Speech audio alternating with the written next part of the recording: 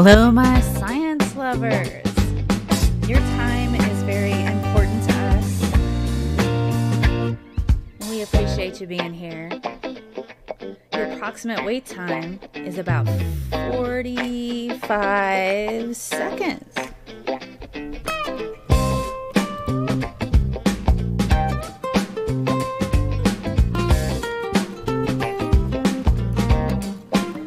On today's show, we're going to have the incomparable Amanda Cortez from Brief Brain Facts.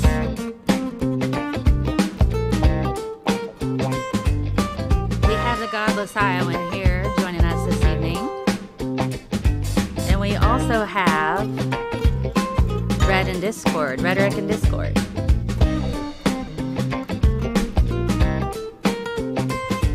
So let's go ahead and get this party started. Thank you to my patrons, James, Jen, Carl, Patrick, Daniel, Stephen, Paula, Carrie, Cersei, Keith, Duke, James, Nana, Andy, Zachary, Tony, Bo, Stephen, Sarah, Chris, Graham, Dragnot, Godless Iowan, who is on the show today. Thank you, Jennifer, Richard, and Doc Fearsome. So let's get this going, guys.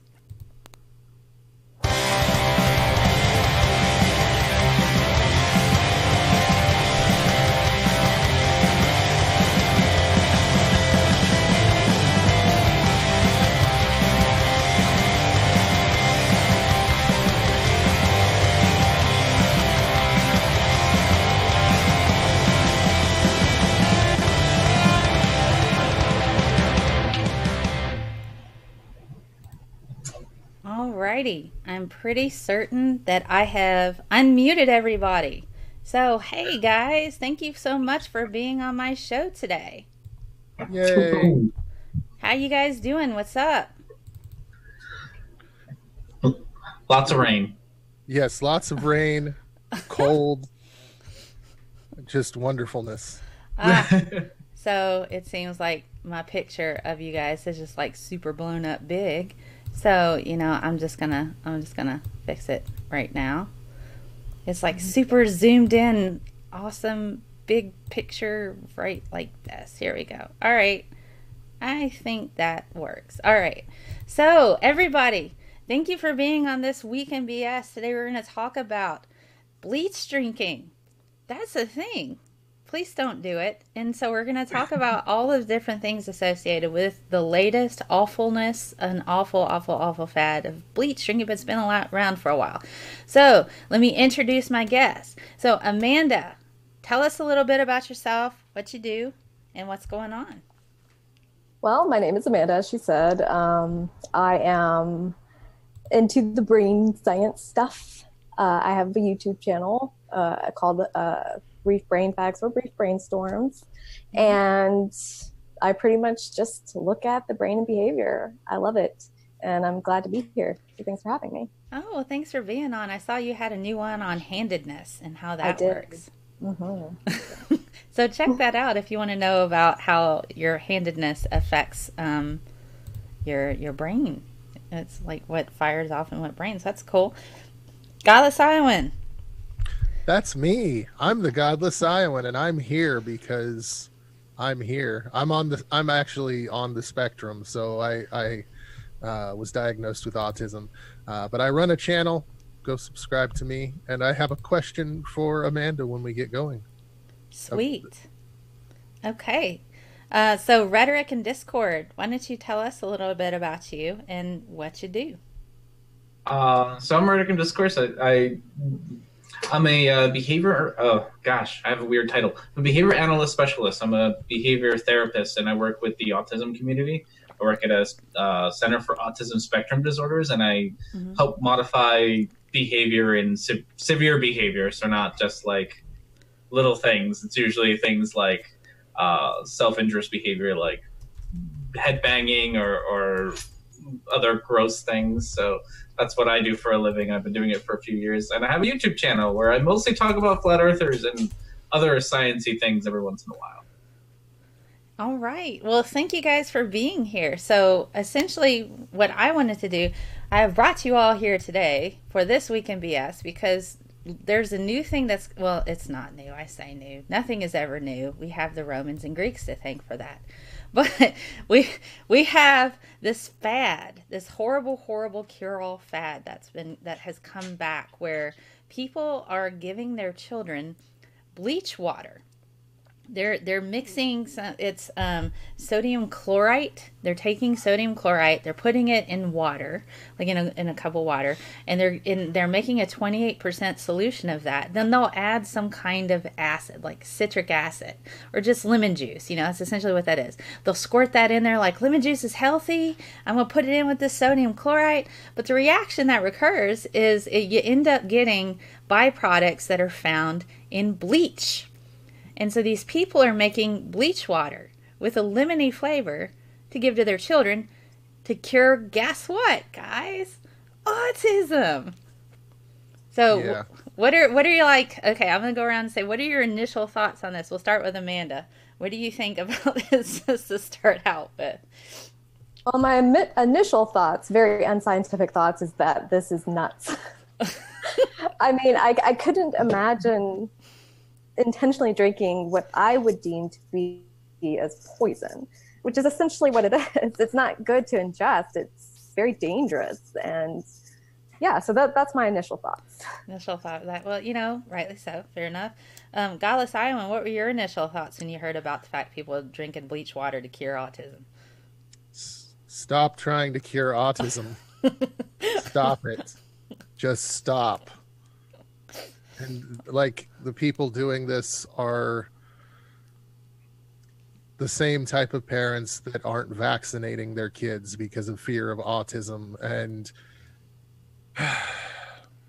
it's sickening. Yeah, there's this, and it's kind of like this weird stigma that if you have autism, you're suddenly like super messed up, and you're like there's a stigma associated that people with autism are not functional people. They think differently. They're gonna have a horrible life. We need to like get rid of this. So I understand that perspective, and that it's just your brain's wired differently. So what? That's literally how I feel about it.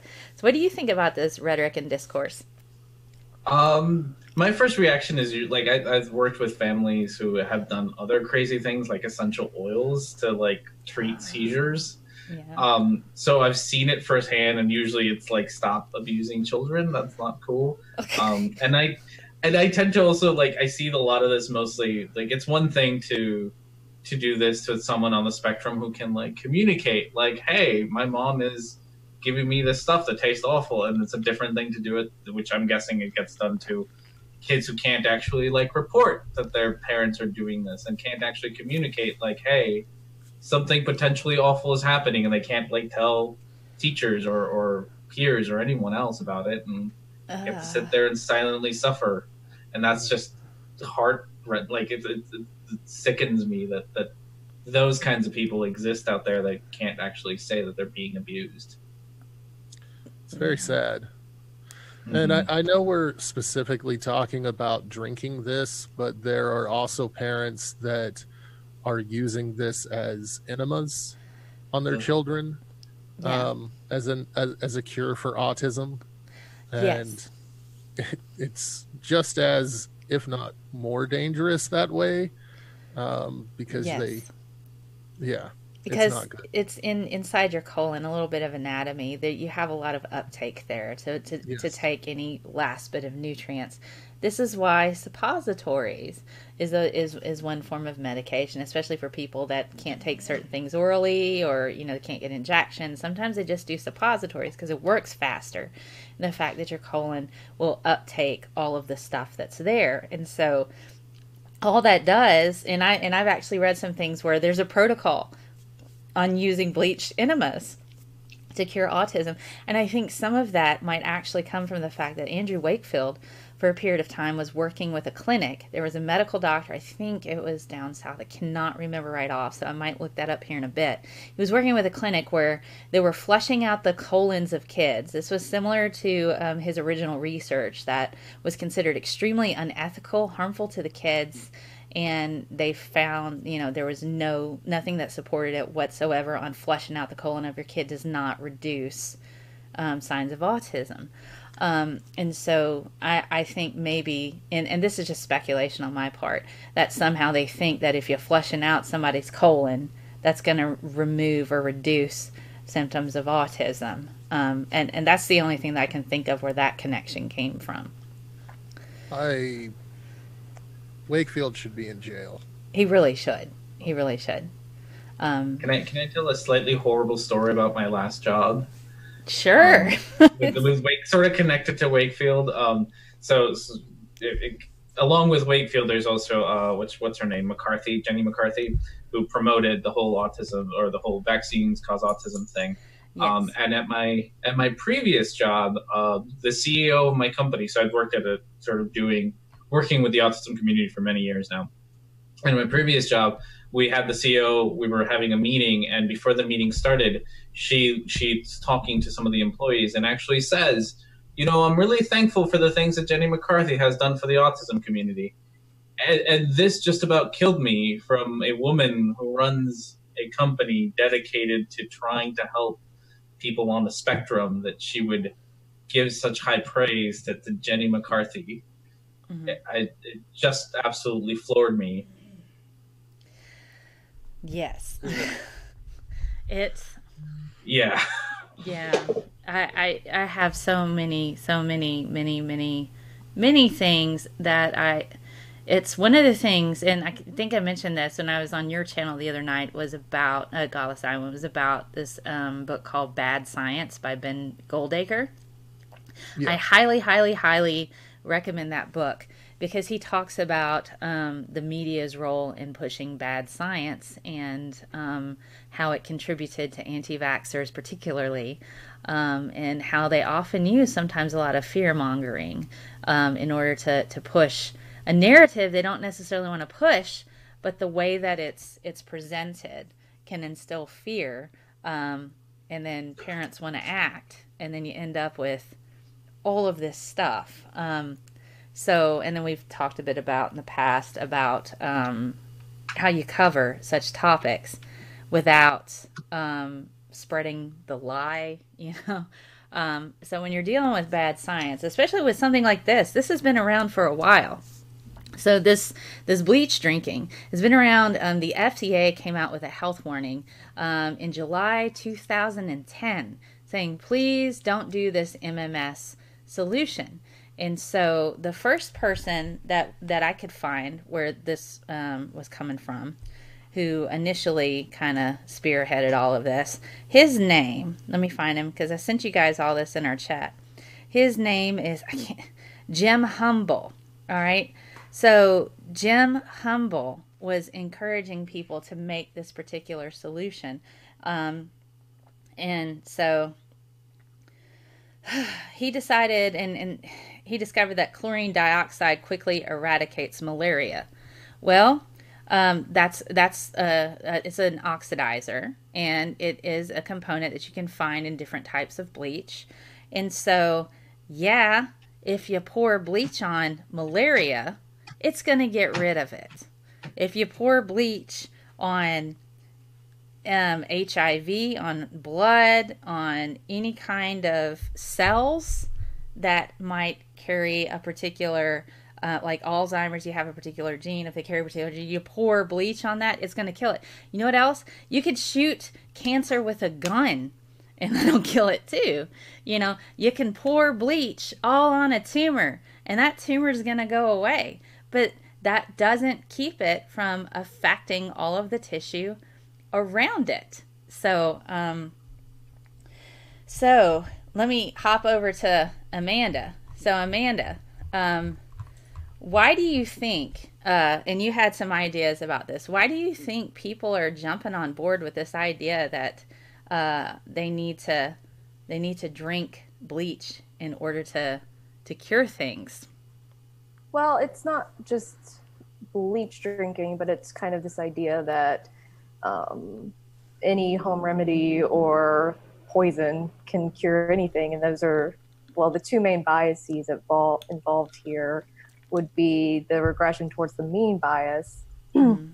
And all that is that, you take a large set of data points or people, for instance, and you kind of get their cases and see that, well, their condition kind of improved when they took something. It could be anything, drink bleach. And over time, it's going to appear that there was an average improvement after the medication occurred, when it's just really just normal ebbs and flows of how things operate and why we get means to begin with, essentially, why we're able to average things. And so they'll take that information and assume that as fact as opposed to anything else. And then, oh yeah, it obviously cures it, right? The other thing involved is obviously a confirmation bias. So for instance, if you get the media fear-mongering against vaccinations, and then you've got an idea already settled in your mind. So you're going to seek out all the information that shows that vaccines are harmful or produce autism and disregard anything else. Right. And I think that's also an additional factor here, kind of coming together to produce the idea that anything can cure something as long as you believe it hard enough, and you'll refute any other scientific information. It's unfortunate. It's a sign of desperation, and it's just a sign of also our likelihood for seeking out patterns, because we're very good at associating things together. It's what we do. It's how we understand our environment and how we try to predict our future as best as we can, so that we can be prepared. It's a very good evolutionary aspect of that, where you sit there and you're like, "Kid, am I seeing a pattern of a lion in the Serengeti, or is that just grass?" Exactly. So it has been very advantageous for us before, but when it's faulty, it doesn't work very well when we come up and when we encounter things that we don't expect, such as not everybody is prepared to deal with autism, for instance, and so when that happens, they don't know what to do, and they'll try anything to quote unquote fix it because they think that it needs to be fixed. Right. And so they'll seek out anything.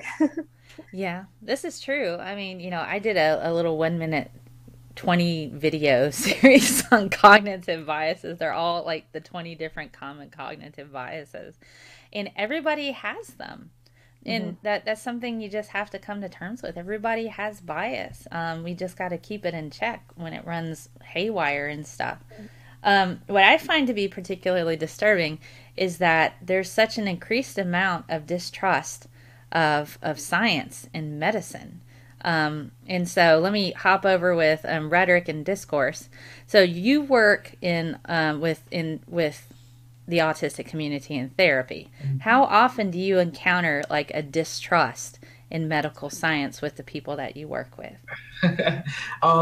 Amazing. So I work a lot with families, and you become very intimate with families because you spend a lot of time with their children and the whole family. And a lot of the time you do have like everything that I do is science based. We do studies, we peer review everything, and almost every time we start off, we have to go through a big process of explaining everything that we do. That we don't just have like better parent training than everyone else or whatever. We're not teachers. We're actually basing things off of years and years of study and what sort of works best. But what I usually get is a lot of, especially with me because I'm sort of younger and I don't have kids of my own, so I usually get a lot of. You don't know what you're doing because you're not. I don't know what I'm doing. You're so green. Yeah, how can I be telling these parents how to parent when I don't have one of my own? Which I always snarkily want to say, if you had done a better job, I wouldn't be here. But I mean, in so many ways, it's true. Like so much. But what I do is based on science. It's not on a self-help book. It's not on, years of wisdom that passed down from generations. But I do get that. What always surprises me more, though, than parents. Parents are one thing. They get their information from Facebook. Yeah. What always amazes me is how much pushback I get from my peers. So I have had like coworkers of mine who have children tell me, I'm not sure that I really want to get all my kids all their vaccines. you know, they're getting to that age where they need to get vaccines, and I'm not sure if I want to do that. And I always just look at them, and it's just like, you work at a hospital, you work in a medical field. I am amazed that this even occurs to you, that it's a bad idea to get vaccines because. But is that a failure, do you think, of the educational system or the university system, or do you think that's just the human tendency to distrust things? Or I don't quite understand. I don't know. I don't quite understand. At that level, it's so weird, because a lot of us are, like, most of us are well educated. We're trained. You know, all of us who, at least in my current job, all of us have some sort of a BA or a BS of some variety. So we all went through university. We're all highly trained. We worked very close with doctors. We're like, this isn't like, you know, not to insult people who flip burgers, but, you know, we're not flipping burgers. Like, we have so much training in this field that it amazes me. So I don't want to say that it's a failure of the education system, because like, everyone went through it, and it's gotta, for a lot of it, I see mostly with parents is where I see it. Definitely with sort of the older people with children is who I see it with. The younger people without children tend to not sort of buy, especially not like the vaccine and the fear mongering stuff. They don't seem to buy into it, and that's probably because we don't have children. So you can't, fear mongering about what my children are going to get from being vaccinated isn't going to work on me, because I don't have any for you to pull my heartstrings on. So I think that a lot of it is more of that, like, pulling at heartstrings, pulling at that fear mongering, like, hey, your kid's going to have vaccines, and when you don't have one, it doesn't quite work as well. Okay. Can I add to that? Sure, absolutely. Jump in there. So I think that there's another thing going on here. So yeah, these in your field, they're highly trained, and they obviously have the exposure to the information, right? But there's a difference here, because science is complicated. It's hard.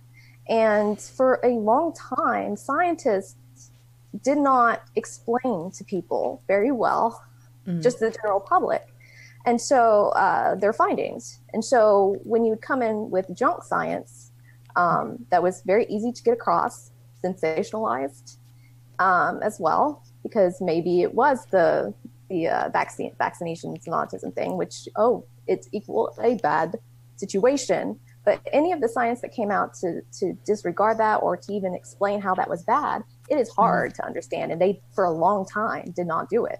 So they allowed that to happen.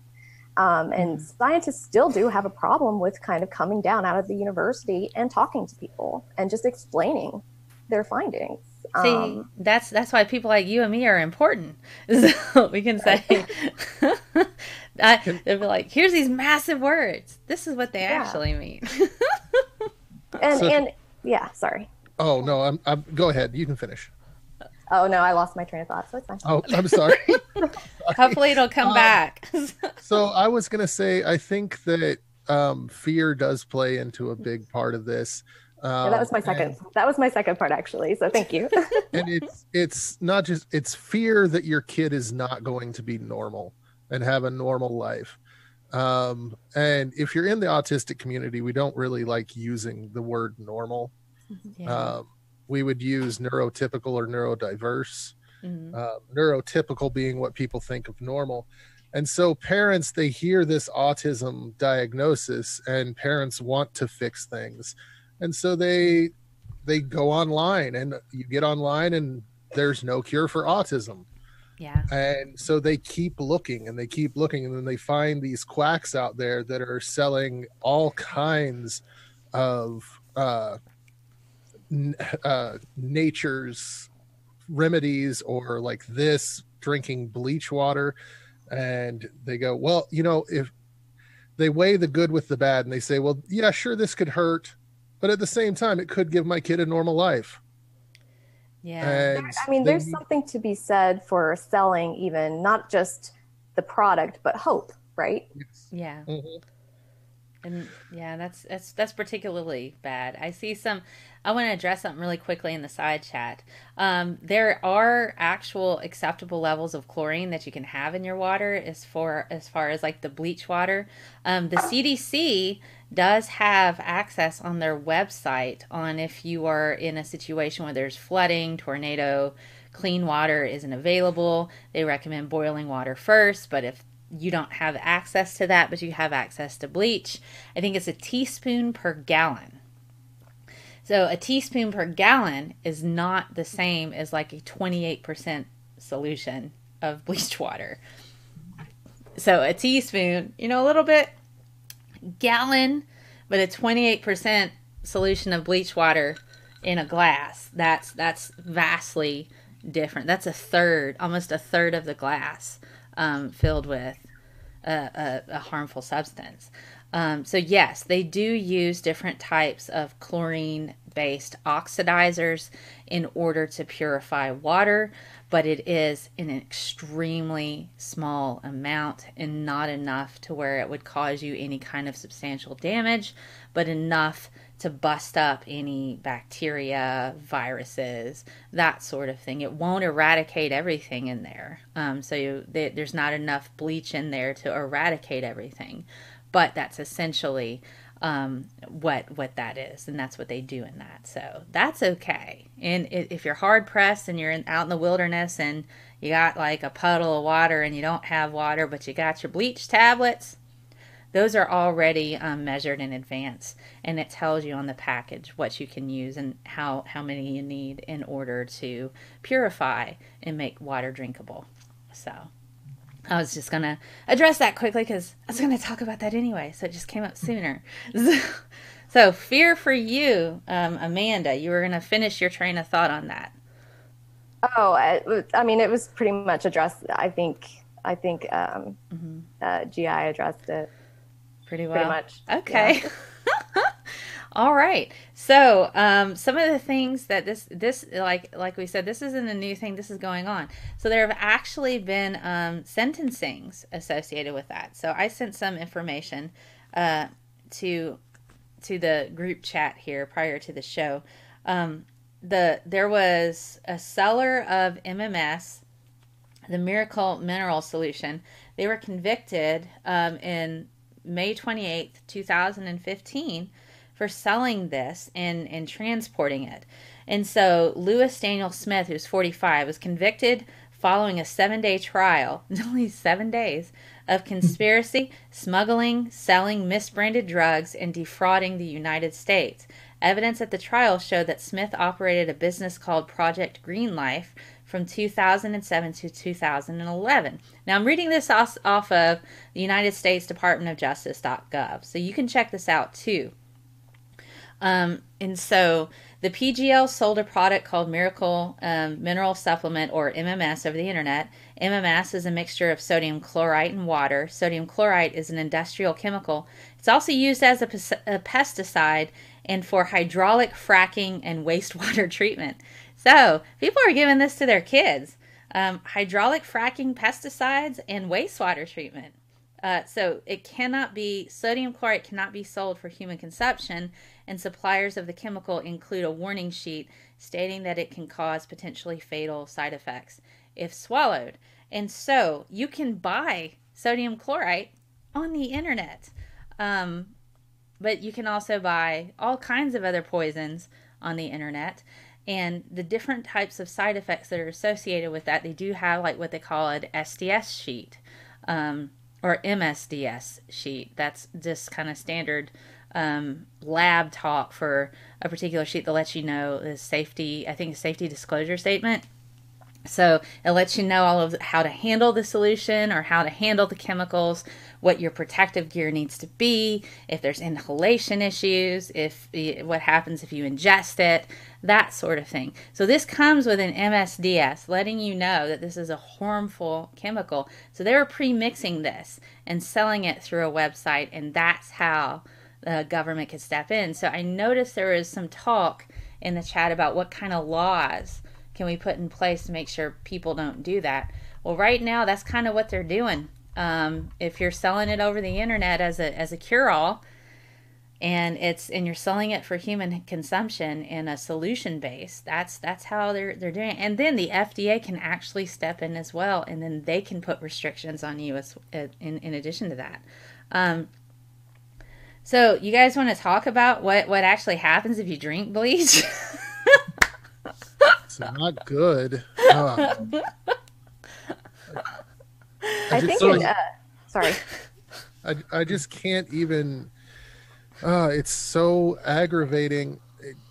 I have seen, because I'm in a lot of autism support groups on Facebook, I have seen parents come into there and talk about stuff like this and have it pointed out that it's dangerous. And they go, well, I can buy it online. They wouldn't let you buy it online if it was dangerous. You can buy rat poison online.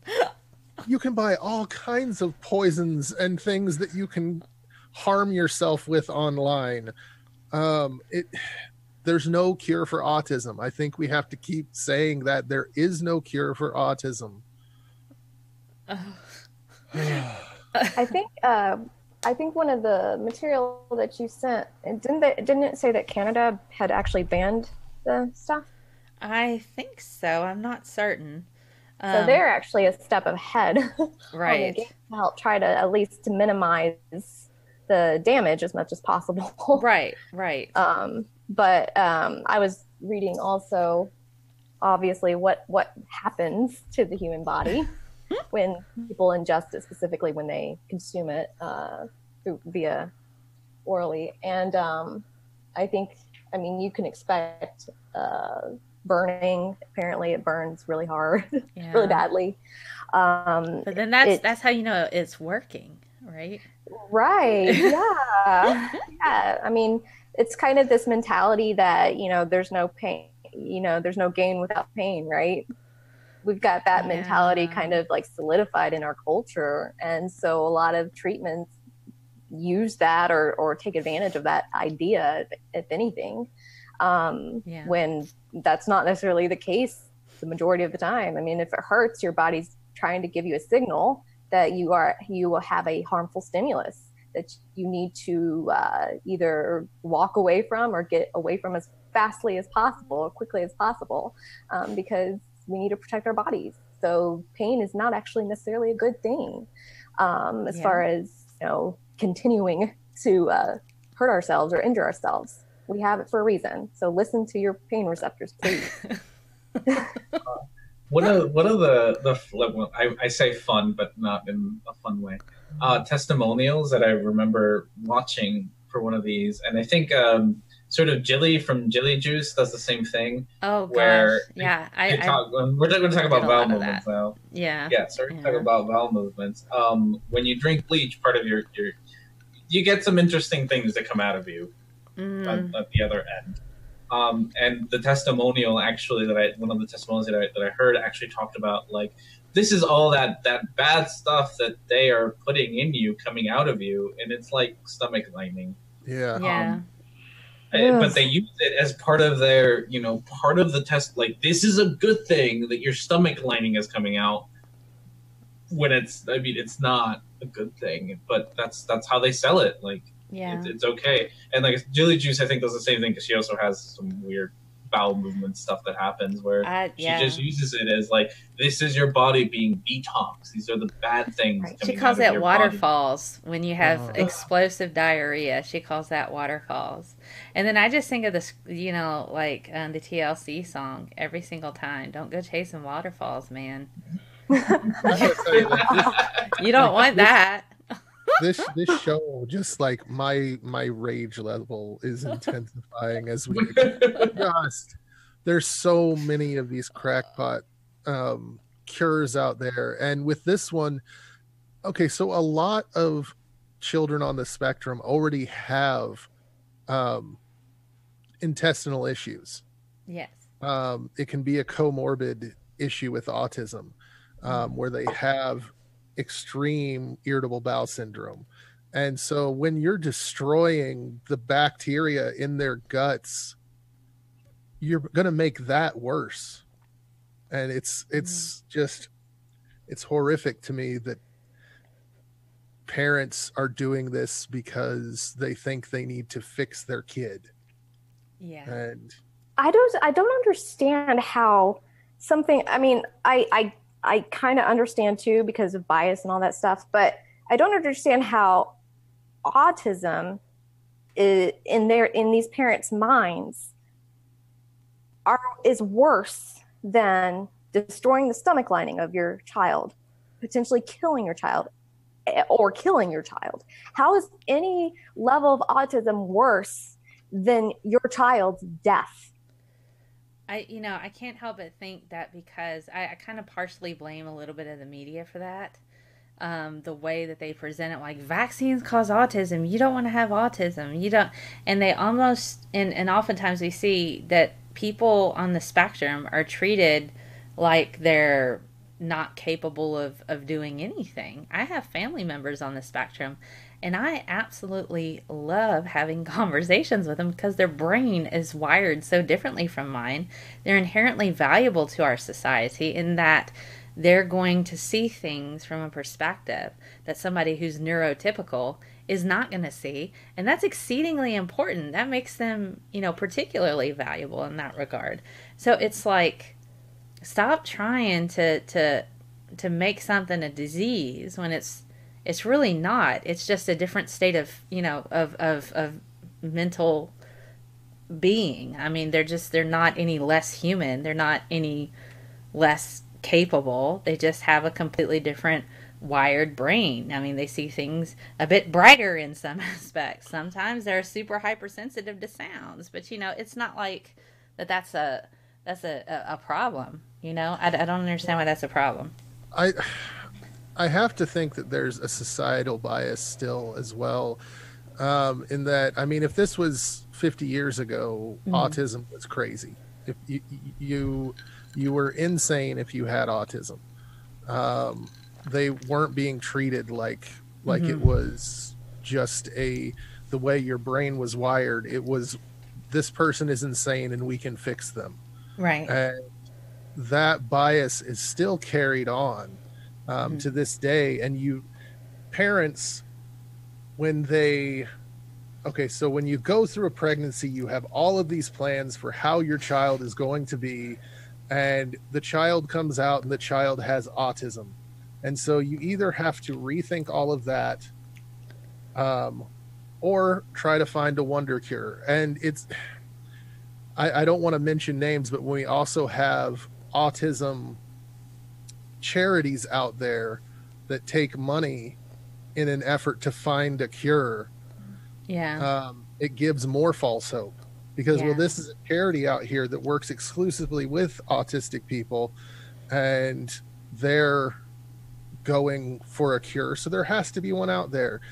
And it's not worth it to harm your kid. Your kid is going to be, everyone has struggles in life. Yeah.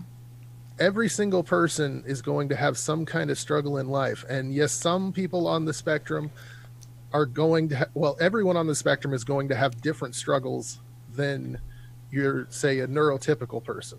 Mm-hmm. But they can have a happy life. There are people with low functioning autism that have a very happy life. Mm-hmm. Just, accept your kid for how they are and work with them. Learn how to communicate with your child. If they're nonverbal, learn how to communicate with them in a way that they can understand. And like I said, my rage meter has been raising throughout this entire. Simmer down. Maybe there's also this idea that we don't have, the inability to accept things as they are. Yes. I think this is part of a cultural problem as well, because we're always aiming for improvement, trying to get better, trying to get at the top of everything. And that's kind of our ideal self. Like, there is an ideal self, but knowing everything that I do know about the brain, I'm not even sure if neurotypical is a thing, to be perfectly honest.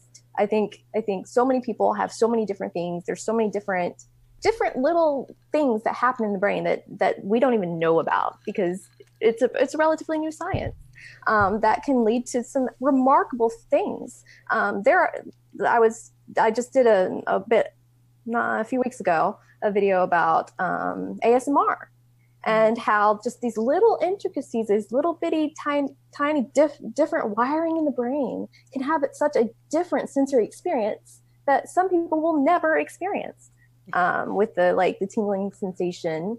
And that's how we have to look at these things, including autism or any other type of psychological condition, because I'm pretty convinced neurotypical is not a thing, and we have to accept that. Well, and it's like there's so many people who are on the spectrum. We often will talk about their superpowers, and like what you would describe as neurotypical. They don't know how cool it is to have a focused interest. That anytime you go and you're reading a book about, say, if your focused interest is trains, it's an absolutely joyous experience to read that book about trains. It's like a drug. If you have a focused interest and you're engaging in that focused interest, it's amazing. And most, yes, there are some people who are born with autism that have much more struggles.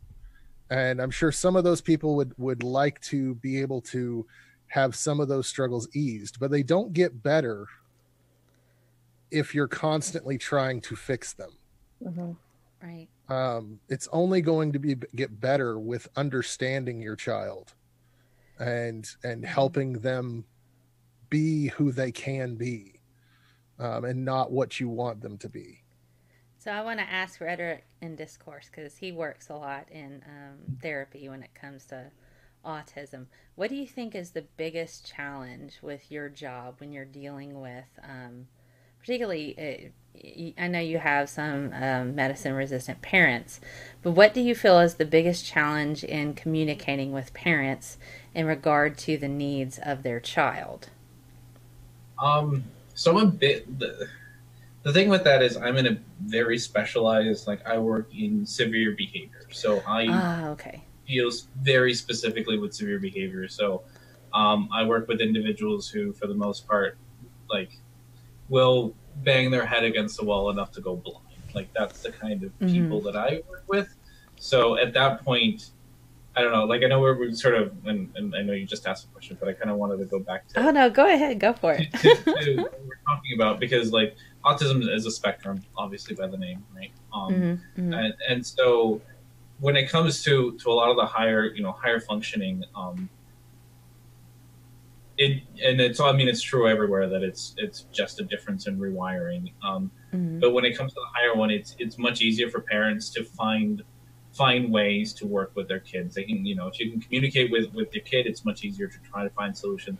When it comes down to sort of the lower functioning, and when it comes to these behaviors, extreme behaviors, they're just, it is so difficult to find anything out there to help with that. You have a lot of parenting books that say nothing about it, and it's so extreme. You can't really find that kind of information to how to work with someone who is on the spectrum and is low functioning and has these severe behaviors. We have, it just isn't out there. I know it because of the study that the place that I work and the years that I've done it. But most parents come in here and just the very basic things aren't there. The very basic things of, don't reinforce problem behavior. And that sentence on its own is something that's always missing. And there's so much basic information about how to help missing in just out there that I don't want to excuse what a lot of these parents do, but I understand where they're coming from, because I see the consequences of what people on that spectrum, on the spectrum, when it comes to sort of the severe part of it, what it can do, and how difficult it is to work with. It's not easy. and I understand that. But like GI said, we all have difficulties in life. It's, just because it's difficult doesn't mean you shouldn't try to work with it. Doesn't mean you should try to go find a miracle cure for it. But I do also understand that it is very difficult at times as well. Right.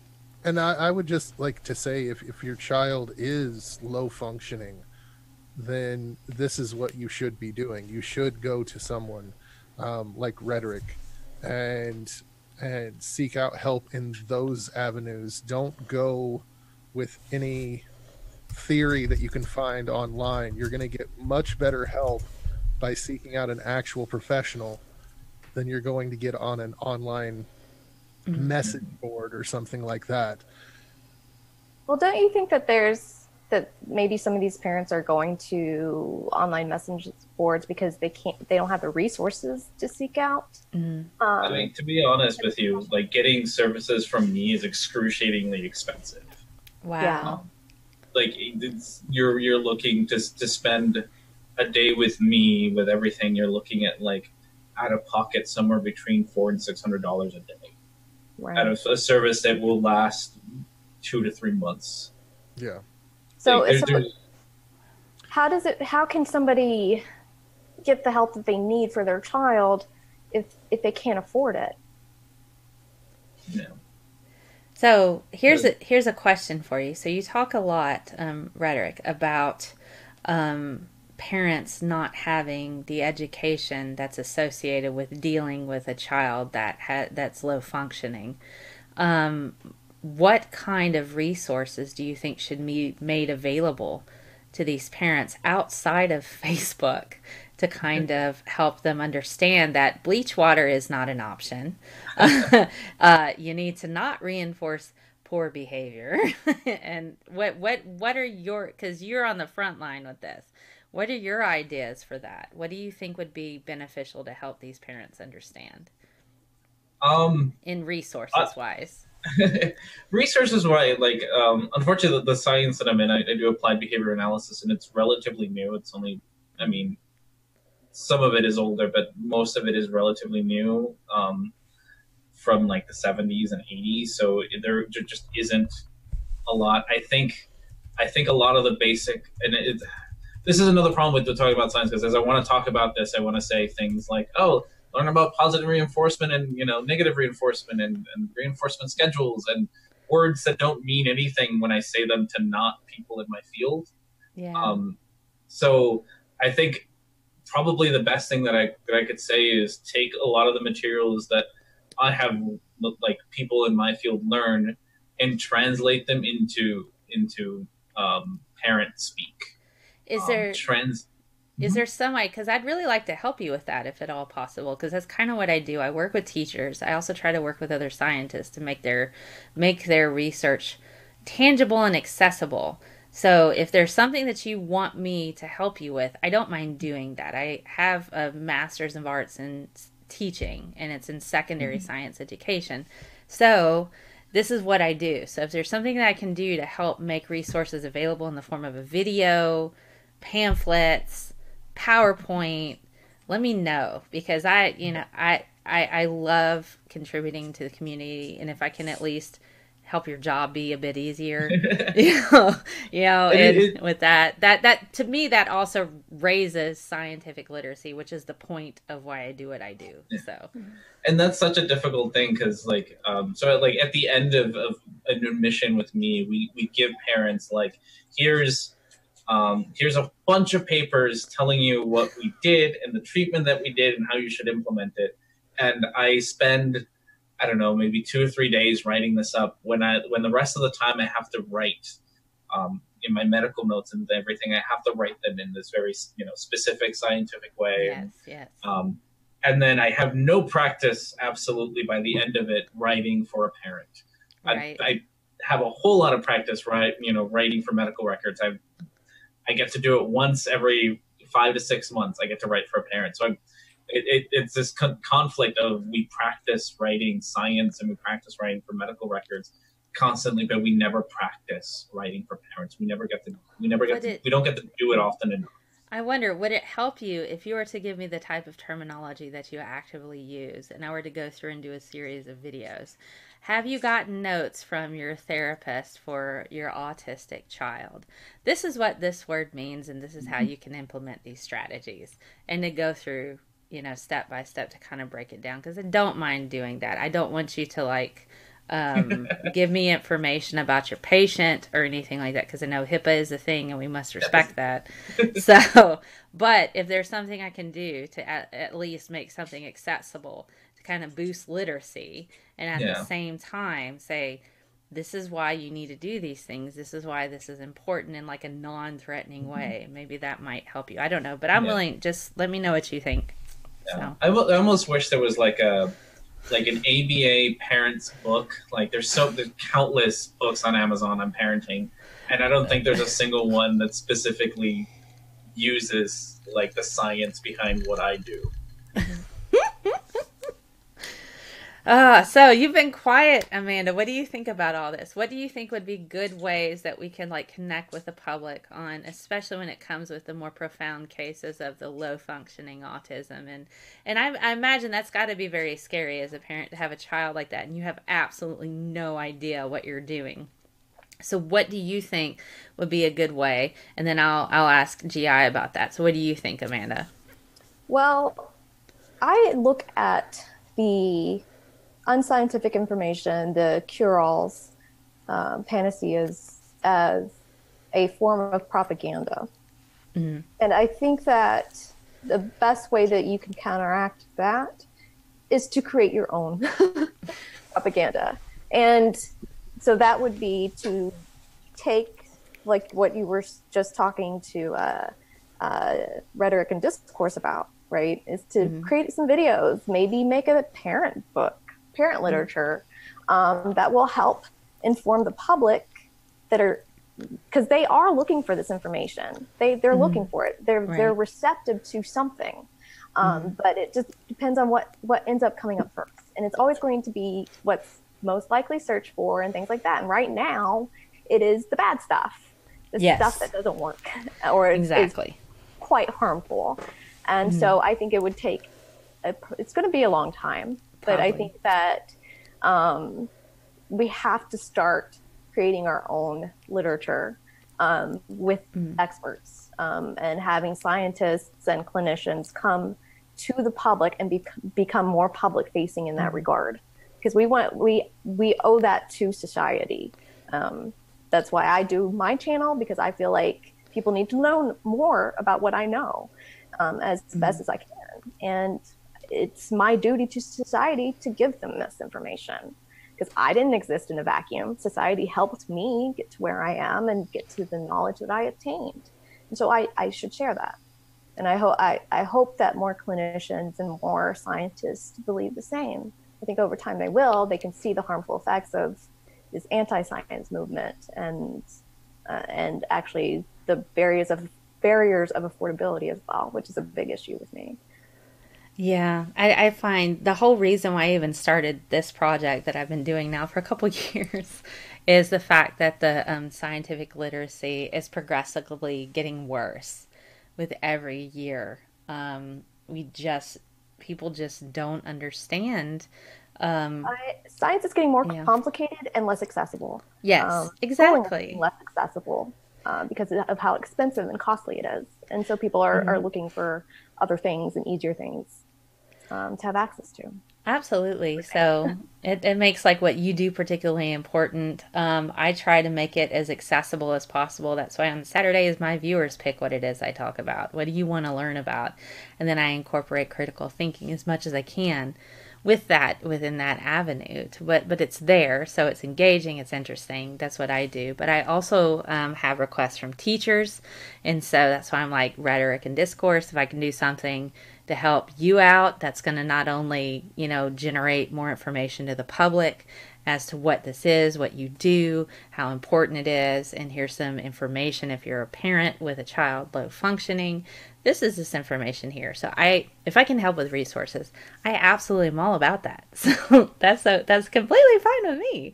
So, well, GI, what do you think? What would have been good resources, do you think, for your family as you were growing up as a child that would have been helpful? Well, okay, so with me, like now, there are great resources online, especially for people with higher functioning autism. Um, like there are YouTube channels, there are websites devoted to um, helping with social issues and things like that. I mean, not not to shill myself, but once a month I host a Aspie hour with four high functioning autistic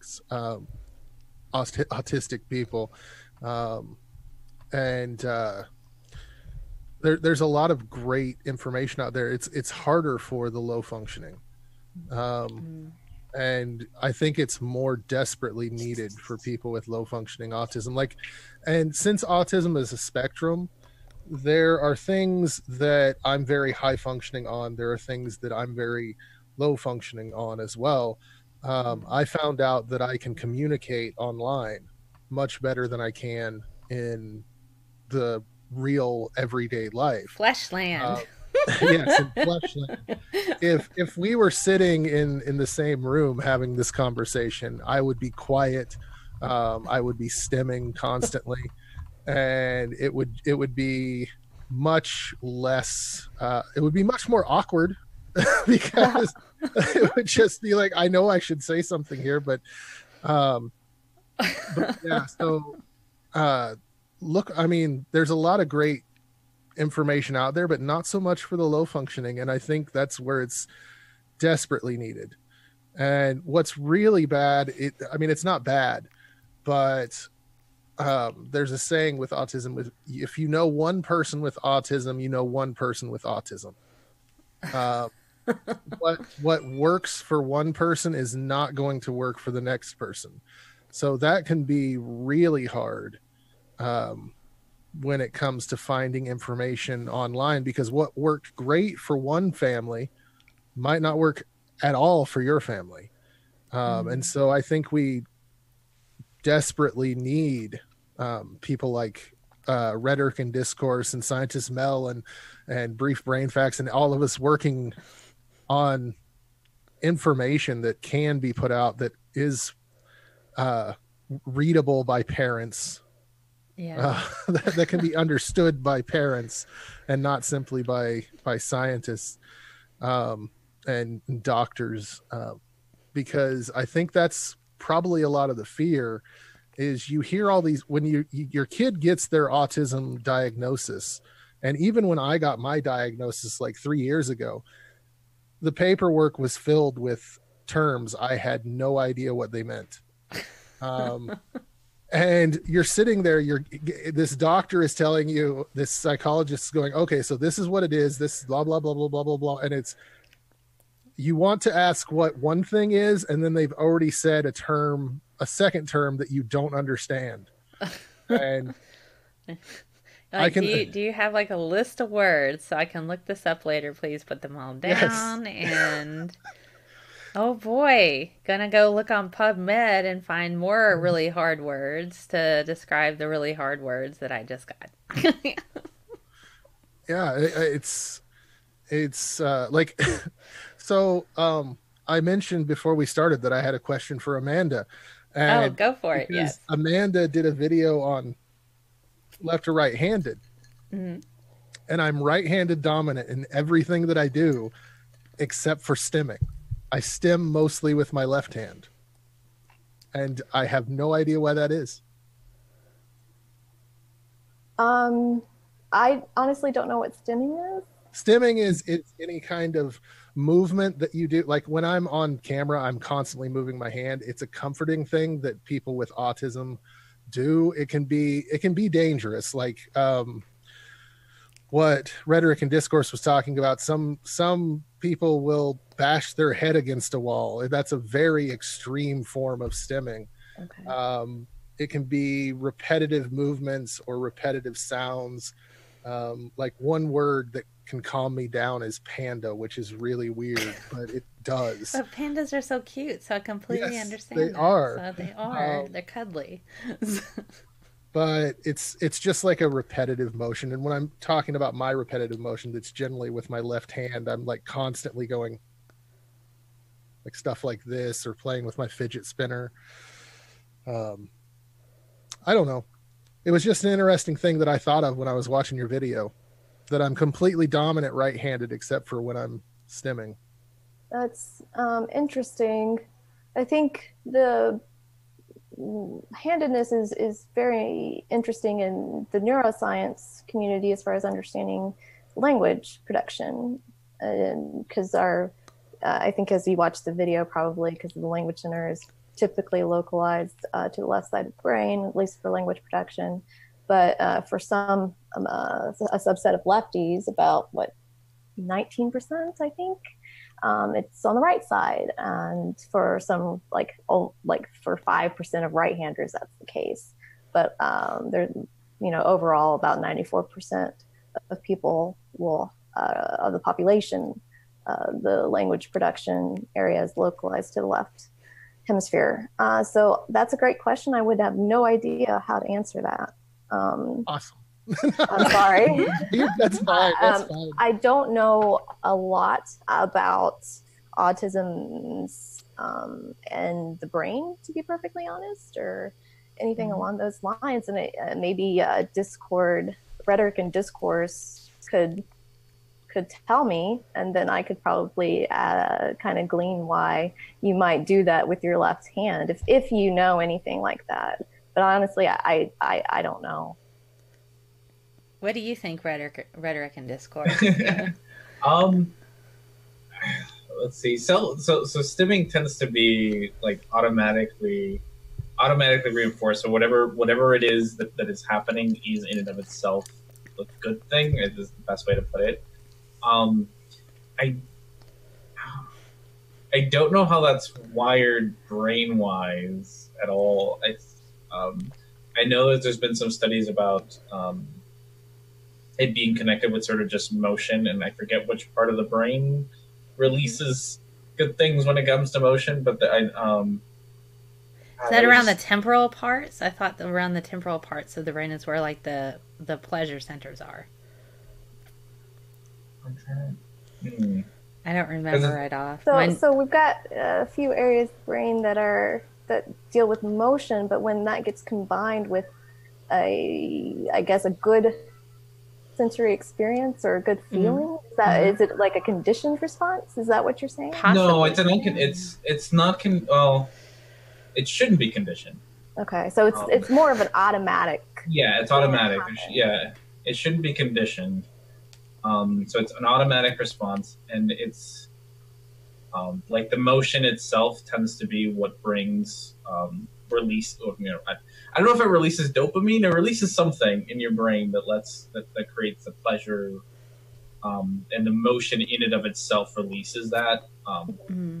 That's interesting. I would imagine that would be a dopamine release then. Yeah. But I have no idea why that's associated with motor behavior, because it sounds like it's not dependent on the actual it could be anything, right? Like you mentioned the head banging as a form of stimming, and the left hand as a more mild form of that.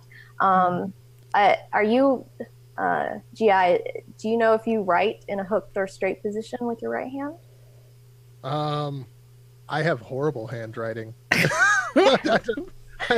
Like really bad handwriting, so I would say it's a hooked. So if you write like that versus this. Oh, it's like this. Okay. Yeah. I mean, if you're a righty and right hooked, you're more you're likely to have your language center localized to the right hemisphere instead. And so maybe it's just something about that hemisphere that's particularly interesting, because we do have the crossover where left hand goes to the right too, as far as motor control is concerned. So we have that motor crossover as well as our language crossover. And so there might be some sort of association going on there. Awesome. And it definitely does. I don't know if it releases dopamine, because I wouldn't say I feel high. I would say it's more of a more of like a chocolate chip cookies that your grandma just made feeling. Yeah, that, Like that would be a comfort. dopamine release. Yeah, Yeah, it's. I mean, it's like just that nice warm comfort feeling when you. And that feel good feeling. Yeah. Yeah, yeah. and I know that when I was a kid, I used to get in trouble a lot for stimming, and forced to not stim, which is almost impossible. But it was pretty horrific. It's not good.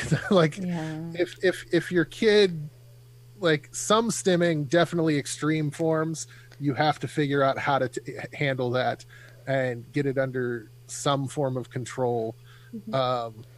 But like it would always feel like there was an itching in the back of my brain when I was forced to not. Like an itching piercing in the back of my brain.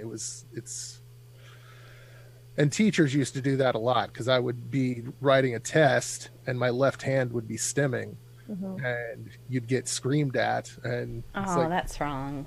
Well, I wonder if there's, if it's more of like, well, with mild form, of course, it's just, oh, you're not supposed to be antsy. You have to stay in line. You have to, be still as you're taking tests and things like that. Even though, I mean, essentially, I hate society, man. I'm going to go on a tangent. But I think that to some extent, we have to allow our children to be children and explore the world and be antsy because our brains aren't formed yet.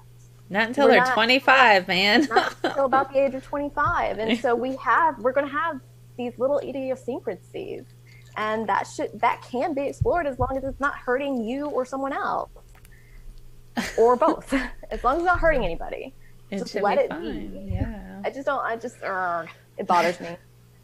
We need better parents in society. That's how we solve all of this. yes. Right, rhetoric and discourse, better parents in society. There we go. It's a group Simple effort. solution. I like it. It's a group effort because as we say, we need better parents. How about we need a better community that will support the parents? We do. I absolutely agree with that. Having been a teacher, I would have students that, and I absolutely, in the legal system, or at least in the educational system, you have 504s, you have IEPs, you have all of these students that have special needs, and you as a teacher are expected to meet their individual educational needs. So, like in the state I'm in, you can have as many as 35 kids in the classroom from middle school to high school. And you're expected to have every single one of those kids understand your lesson, be able to explain to you what we're talking about, that sort of thing. Implementing technology, everything that you can possibly do. I had one student who just had the worst behavior problems, but I didn't know that every night she went home, she's getting beaten by her grandfather. I mean, it was a regular thing. So you have these different types of issues within society, and the police had been called, DHS never got involved. It's just, we're just broken. We're broken when it comes to our kids. We need laws to protect kids from getting fed bleach. We need laws to protect kids to say, one of the things like with Betsy Devo, she completely removed all of the resources on the website for parents to help them understand their rights for children with special needs. The IDEA. And so that was where you learn about the 504 plans, the IEPs, which are the individual education plans, which are solid and bound by law. But she had removed all of the parental resources off of that website. Betsy DeVos. Betsy DeVos, she's the education secretary. I didn't know that she did that. Yeah. They deleted that. I don't know if they brought it back, but there was a lot of news about her deleting that entire page on parent resources. And so you have parents who don't understand what their rights are. You have parents who don't understand. I know in the state of Tennessee, they have a program where they'll give you, I think it's like $10,000 if you remove your child from the public school system and put them in one of their other schools. That's a private school, but they're mostly church schools. They're the charter schools. They're not even charter schools. They're like private church schools that are not bound by law to meet the needs of your child. And so I wrote the charter schools here in Tennessee aren't either. Oh, they're not? Okay. So what's really fun is that they have, it's a compensation plan. I think it's between $5,000 and $10,000. So you can take this money, or you can put your kid in a private school, one of their schools of their choice. But see, that school is not bound by law to meet the needs of your child. And what a lot of these parents don't understand is if you have a child that is low functioning, they're still entitled to an education. And so if your school district can't meet the needs of your child, they have to pay to put them in a school that can. And a lot of parents don't understand that, so they will sign away their rights, get that $5,000 to $10,000 or whatever, homeschool them, or put them in another school that's not required to meet their needs. And it's absolutely horrible. And so the fact that we have these predatory practices in place where parents are not able to get their kids educated, it infuriates me. Having been a teacher and, being on that front line, I'm like, oh my God, wow. You know, if you have a child with special needs, don't sign off their rights, because once you accept that money, they're not allowed to get an education anymore in the state of Tennessee, and that's just for that year. So if you want to put them back in, that's something else. But when you're dealing with impoverished families who can't feed their family, that's a tempting offer. So it's just, whew, that's my soapbox. Especially with students with special needs, man. Don't accept that money. I just want everybody to note how intertwined these problems are. Yes. Because what it comes down to is our political system is broken and it does not meet the needs of the people. And anybody who comes in and tells me that they don't bother with politics because it doesn't affect them, don't know how much it affects them and are wrong. Because politics affects every aspect of your life. It does. Every aspect. Yeah. Well, and something, one thing that I would like to say is, parents, if your kids are exhibiting something that you see as strange, if they're not talking, if they're not making eye contact, take them to the doctor. And if the doctor says, oh, they'll grow out of it, take them to another doctor. Because like with me, I could have been diagnosed so much earlier in life if my parents had gotten a second opinion. Yeah. The family practitioner just said, oh, your son's just shy, and sent us on our way. Seek out medical help, medical profession. Look at any kind of program that you can get into and help that you can get, because the more you can do with your child with autism, the younger they are, the better off they're going to be later in life. Because you can start implementing education early on how to cope and teaching them how they can cope. Yes. Yeah, I agree with that. Yeah, I have multiple opinions. It's also going back to confirmation bias, right? If they notice something that's maybe a little off, they go seek out their doctor that they trust. And the doctor says, oh, everything's fine. They are likely to accept that as fact. Yep. Because they don't want to believe that something's off, or, that their child could have any problem. They're like, the doctor told me it's fine. I'm going to leave it at that. And so it's recognizing that we do have a tendency for that is important. And also saying that, no, everything you do, every way you think is probably biased. So always ask another time. Yes. Bring it up again. Even if you trust your doctor, go back and keep bringing it up. Mm-hmm. Yeah. Mm-hmm. Yes. I mean, I didn't get my diagnosis until I was 30. and until I was after my 30s, actually. And I didn't get it until I started. My brother had a son that was diagnosed with autism. Mhm. And looking at him and then looking at pictures of me and remembering how I was as a child and the things that they would always say about me, how it was exactly the same. And I was like, well, I should probably go and get this checked out. And it, like, when you're in your 30s, it's much harder to get someone to listen to you. And You got this far, GI. Surely you Yeah, can exactly. keep trekking on. That's what you hear from your doctors. You've gotten this far. You probably don't even need the diagnosis. Ah.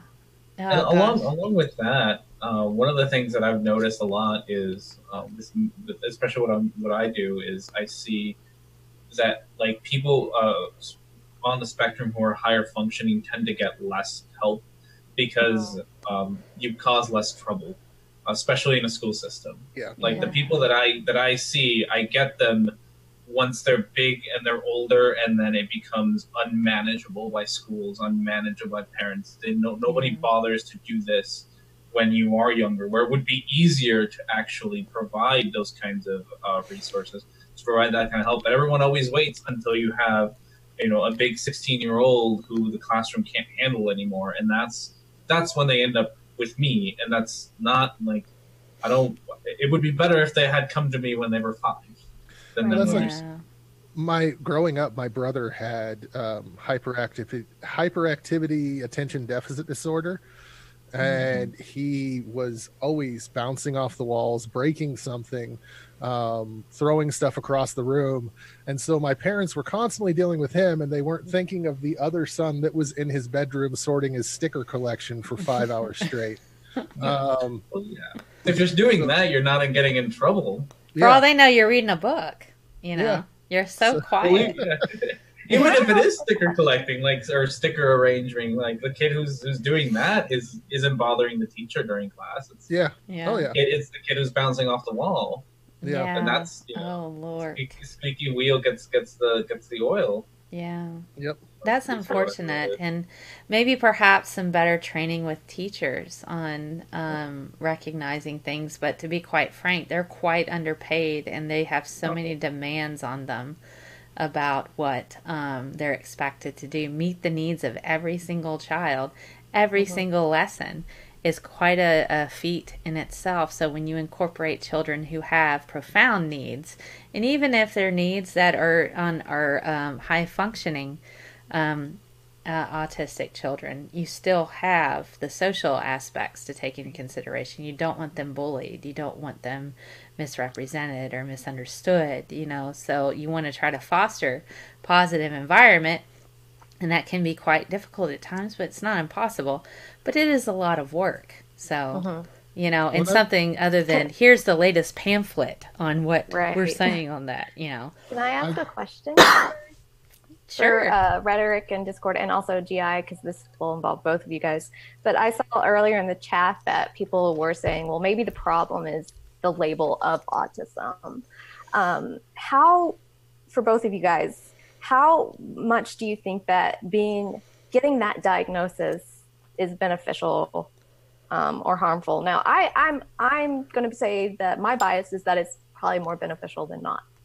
Because at least you have kind of an understanding of expectations to an extent, right? Even though everybody's autism sounds like it's different to some extent, it differs. But how good or how helpful is it to have that diagnosis? So for me, the day that I got my diagnosis, was the day that I got my life, and it made sense. And so, for me, it was incredibly beneficial. And I know that there are many people who are proud to be actually autistic. And that it's I wouldn't take that from people. I don't think that. I think getting that diagnosis is important. Okay. Especially when it comes to the medical field, like with what Rhetoric and Discourse does. Mm-hmm. What do you think, Rhetoric and Discourse? From my end, I just because of the way the system already exists, having that diagnosis opens up so many doors for treatment, for resources, and it's just unfortunate. Like I really wish that an individual, could get help for any problem, but unfortunately, you're not. The way that insurance works, the way that the medical system works, you're not going to get help unless you have a diagnosis or something. Right. You're not. You're no one. An insurance company isn't going to pay out to provide services because your child is having a hard time in class. They're not going to provide that. They're not going to hire someone like me to go in and help with that. But if you say this child has autism, they're gonna shell out the money, and that's just unfortunate of the way that the system exists. So I'm for the diagnosis as far as the utility that it serves right now. I wish it didn't have to be that way. I wish that you could just get help for anybody. Right. And I do think things are getting better. I know it's been mentioned in the chat that society, you use it to help treatment and society uses it to shun you. I think the shunning is starting to be less and less as there are more people that have come out and have shown their diagnosis that you might not have known had autism. Mm-hmm. I definitely think that the education system has gotten better at spotting these things. I have horror stories. Like I can remember like a distinct memory from kindergarten, being in class and I was stimming and the teacher grabbed my hand and took me to the special ed room and said, if you don't stop that, you're going to be here. And did not used a very, very rude, disgusting word. Mm-hmm. When doing that, said that if you're going to act like we'll put you in the class with other. Oh boy, I am So I think sorry things that have gotten happened. better, but yeah, I mean that's just like I can still remember everything about that memory, like even the way the class smelled and everything. Yeah, it was not a very good memory. No, not at all. I imagine not. That's absolutely horrible. And that's something that resonates and sticks with you. And you think, am I going to be labeled that for the rest of my life as well? So one of the things. Sorry. I was going to ask you a question. So I imagine you probably work with educators, Rhetoric and Discourse. Yes. So I'm wondering. Sometimes. Yeah.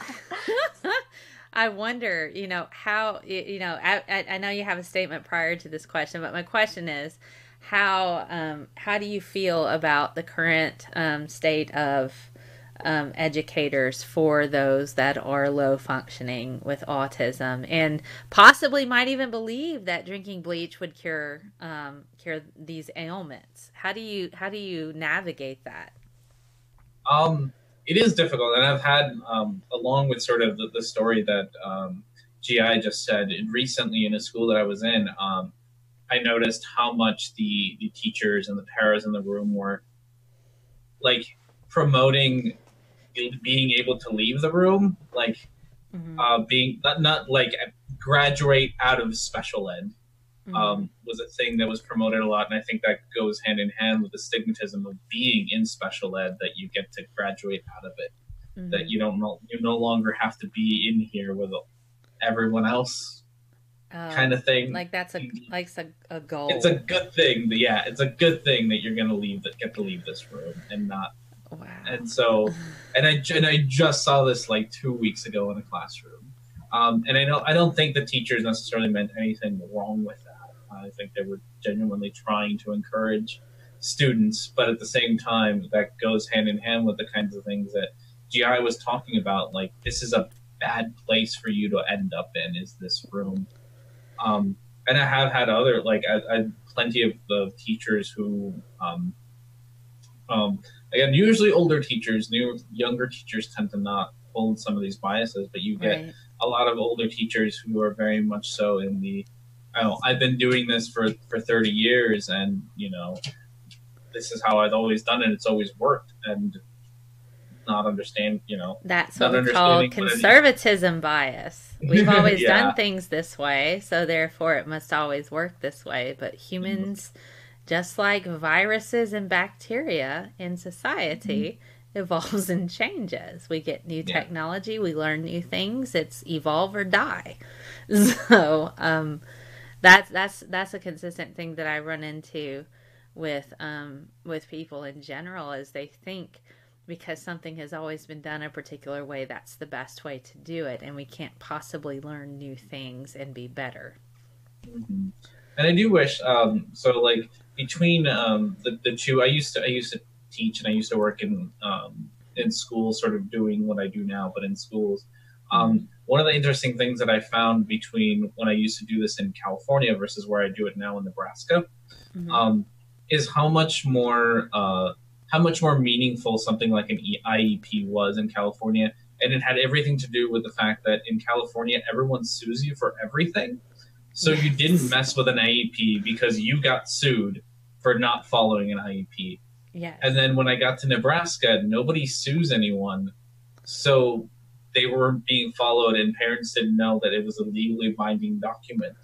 That it's legally it's a federal law that they must follow this. Yes. But you're going to let them get away because you're too nice to threaten to sue them, to threaten to bring down the law on them, when you should, because they're not actually following the legally binding document that they said they would follow. And again, just to kind of reiterate, for those of you in the chat who don't know what an IEP is, it's an individual education plan. And that's my dog Frodo in the background.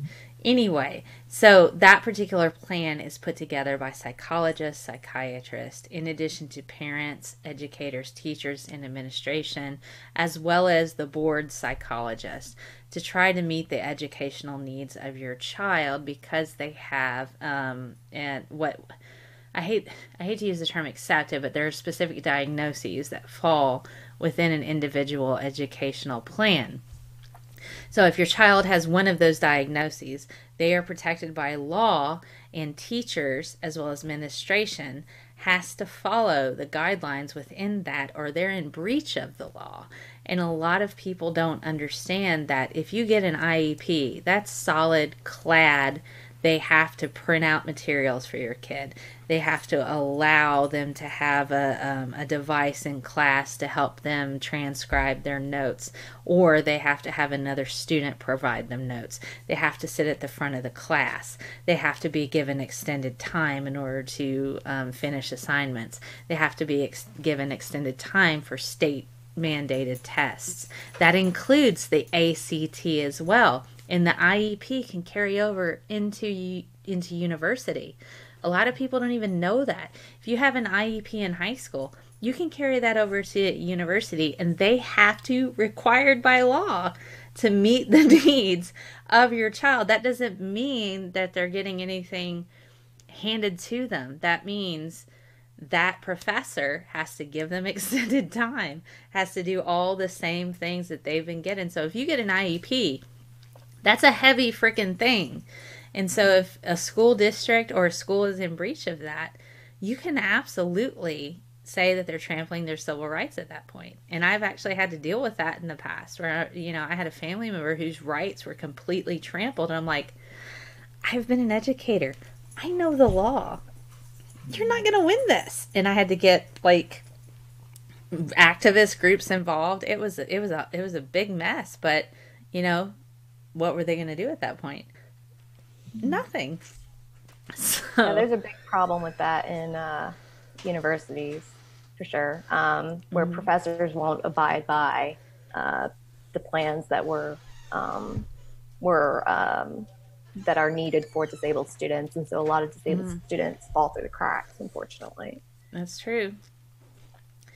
That's true. Gosh, we're coming up. We've been on for an hour and a half, guys. It's a big topic. There's like you said earlier, so much of it is so interconnected. Like, this isn't just one thing. It involves so much. Maybe we'll have to have a part 2. So this started with don't give your kids bleach water. Here's all the reasons why you shouldn't.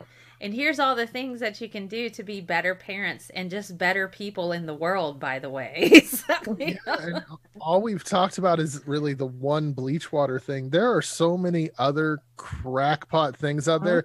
There are people that sell autism horses, that sell horses to autistic families because there was a book written that an autistic kid had a horse and all of a sudden their symptoms started to go away.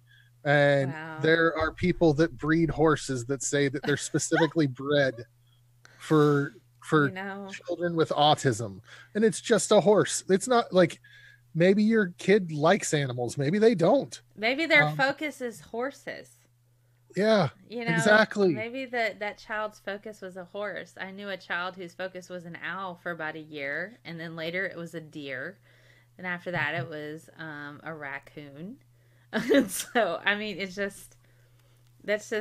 I think I really do want to work on probably making more materials accessible to parents. So, Rhetoric and Discourse, if you're wanting to work with me, I'll be happy to get some videos together, whatever, to kind of make that accessible for parents, and they can watch that and say, hey, guess what? Here's some information about all the stuff that you just got.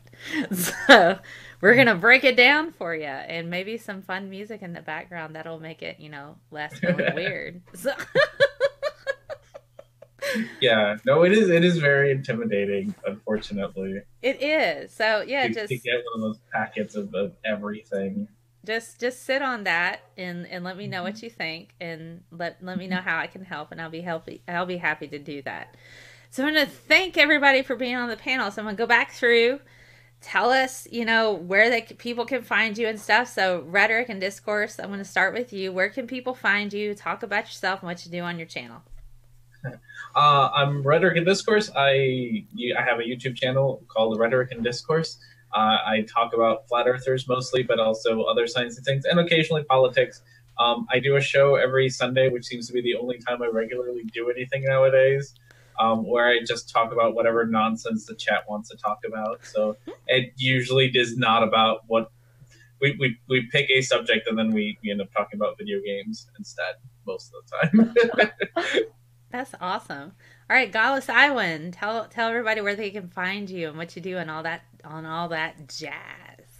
I'm the Godless Iowan, and you can find me on the Godless Iowan channel. I used to primarily do atheist content, but I've kind of stopped doing atheist content for the most part, and am now doing more social justice advocacy and politics and different talks like that. So I'm one of those evil SJWs. So yeah, just know that. Okay. Well, thank you. And Amanda, tell everybody about your awesome channel and all the fun things that you do. All right. Well, I'm Amanda. You can find my channel at youtube.com/briefbrainfacts. I talk about the brain and behavior, and I do regular episodes every week. And once a month, one of those episodes will be a viewer requested episode where my patrons will vote on what they want to see. And I will hold a live stream. In fact, I think somebody's going to be on my live stream. I am. I'm going to talk about the new ketamine nasal spray. Exactly. We are talking about psychedelics next week. And Awesome. So I will have an episode that will be focused on primarily hallucinogens, and ketamine would actually fall under that category of a drug. So we're going to talk a little bit about brain chemistry next week, and I'm going to have ScientistMel join me for that live stream. That's going to be so much fun. I can't wait. So I want to thank you guys again for being on this show. This has been so awesome. We've been able to just bust apart all the nonsense, but get to some real core issues and possible solutions on how we can fix this sort of thing.